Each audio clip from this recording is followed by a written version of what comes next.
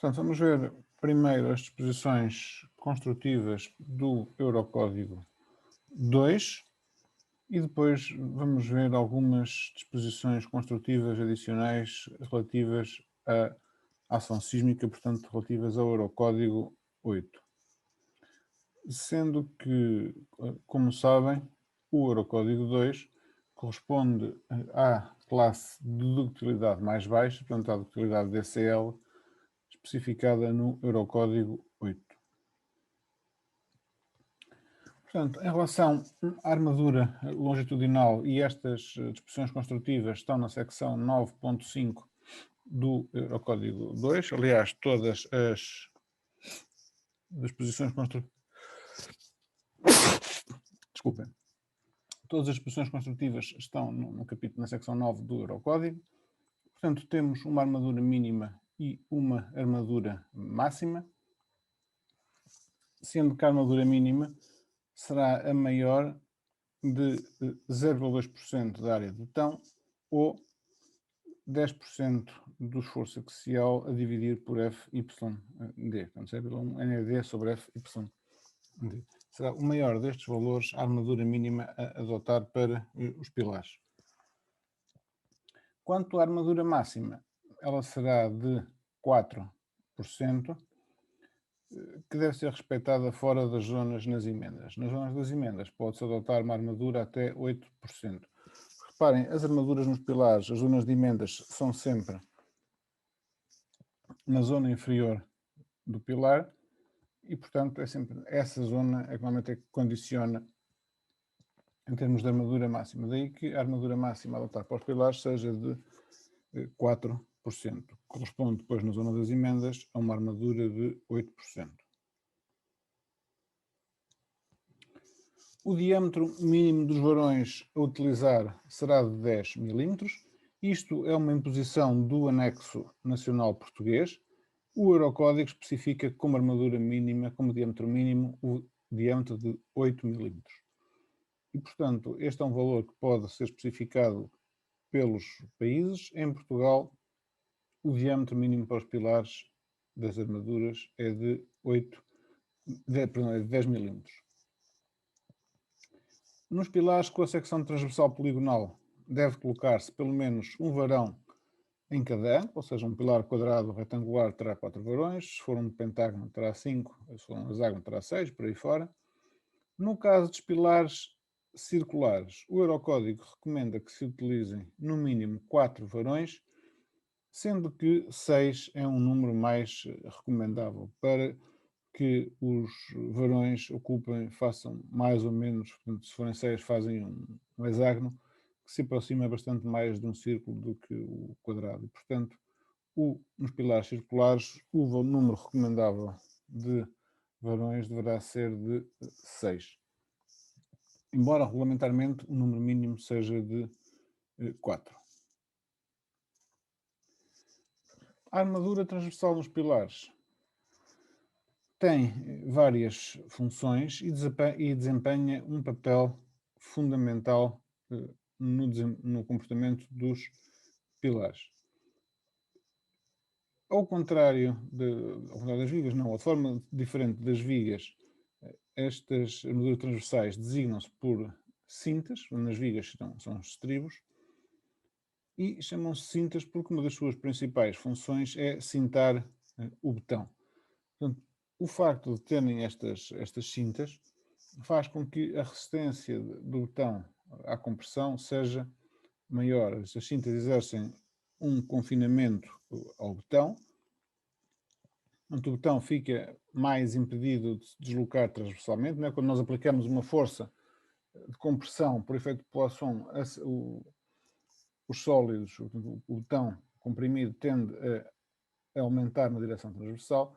As cintas impedem que isso aconteça e isso aumenta ligeiramente a resistência do betão. Um outro papel fundamental é impedir a encurvadura dos varões da armadura longitudinal no caso de existir um descascamento da armadura. Portanto, no caso dos varões ficarem à vista estas cintas impedem que os varões tenham comprimentos sem curvadura muito grande, porque reparem, um pilar terá, tipicamente, a distância entre pisos andará à volta dos 3 metros. Os pilares que seja com 16 milímetros ou com 20 milímetros de diâmetro, se não tiverem nada a travar, é uma barra extremamente esbelta. E, portanto, para reduzir o comprimento em curvadura dos varões da armadura longitudinal, de forma a que eles possam suportar as cargas de compressão máximas correspondentes à armadura, à tensão de cedência da armadura, as cintas têm também que impedir esta encurvadura. Isso obriga a que as cintas sejam suficientemente amarradas e que os varões que estão travados não sejam demasiado afastados uns dos outros. E, portanto, existem também regras relativamente à disposição destas cintas, de forma a terem este efeito de impedir a encurvadura dos varões da armadura longitudinal.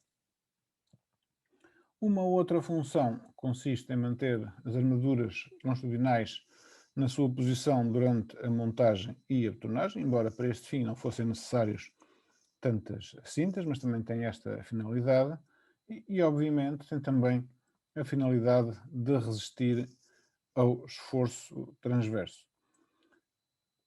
Sendo que no caso da resistência ao esforço transverso, porque os pilares estão em geral comprimidos e, como sabem, a resistência à compressão, perdão, a força de compressão aumenta a resistência ao esforço transverso, a existência desta força de compressão em geral faz com que a armadura de esforço transverso não seja, por norma, muito necessária nos pilares, ou seja, seria apenas necessário uma armadura mínima de esforço transverso, sendo que o betão por si só seria capaz de resistir ao esforço transverso. E, portanto, elas têm também esta função, têm que ser dimensionadas para esse fim, mas, por norma, não é esta a sua função principal. As cintas têm que ser mantidas na zona dos nós de ligação com as vigas. Aliás, estas são as zonas mais críticas da estrutura, são nestas zonas que as cintas são mais críticas, e portanto que é as zonas de ligação dos pilares às vigas.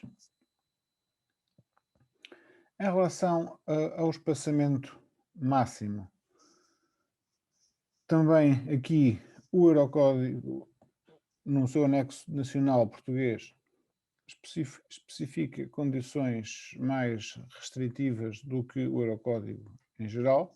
Portanto, o espaçamento máximo deverá ser 15 diâmetros, a largura mínima do pilar ou 30 centímetros, o que quer que seja o menor destes valores. Portanto, estas são as regras do anexo nacional português. O Eurocódigo tem valores menos restritivos, em particular são 20 diâmetros que permite o espaçamento entre cintas. Uma regra muito importante é que o espaçamento máximo deve ser reduzido por um fator de 0,6 em secções localizadas a uma distância não superior à maior dimensão da secção transversal do pilar, acima ou abaixo de uma viga ou de uma laje. Ou seja, nestas zonas, o espaçamento máximo deve ser no máximo 9 diâmetros, 0,6 vezes o B mínimo ou 18 centímetros. Nas zonas de emendas por sobreposição, se o diâmetro máximo dos varões longitudinais for superior a 14 milímetros, são necessários no mínimo 3 varões transversais igualmente espaçados no comprimento de sobreposição.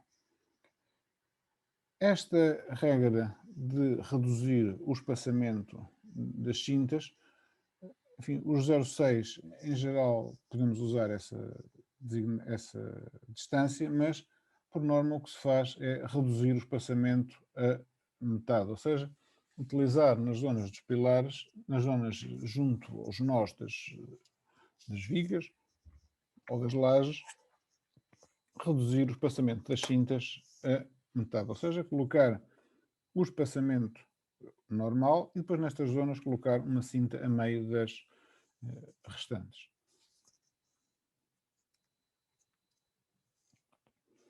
O diâmetro mínimo da armadura transversal deverá ser 6 milímetros ou 1/4 do diâmetro do varão da armadura longitudinal, ou seja, para varões, por exemplo, um varão de 20 milímetros, 1/4 daria 5 milímetros, e portanto ainda poderíamos usar 6. Se estivermos a usar varões de 25, já teremos que usar varões de 8. Portanto, em termos práticos, esta regra implica que para varões da armadura longitudinal superiores a 25 milímetros, ou sempre que usarmos varões superiores ou iguais a 25 milímetros de diâmetro da armadura longitudinal, o diâmetro das cintas a usar terá que ser pelo menos 6 milímetros. Em relação à forma das cintas, existem algumas regras. Em particular, cada varão longitudinal ou agrupamento de varões colocado num canto deve ser travado por meio de armaduras transversais. Isto implica, por exemplo, nesta armadura, neste caso que está aqui ao lado, que este varão, este e este necessitassem de ser travados através de cintas, e por outro lado, nenhum varão deve de estar mais de 150 milímetros de um varão que está travado. Ou seja, sempre que nós tivermos um varão que diste mais de 150 milímetros destes varões de canto que são obrigatórios estar cintados, nós temos também que o cintar e depois assim sucessivamente. E, portanto, temos que ir cintando os varões de forma a que nenhum varão esteja a mais de 150 milímetros de um varão que esteja devidamente travado.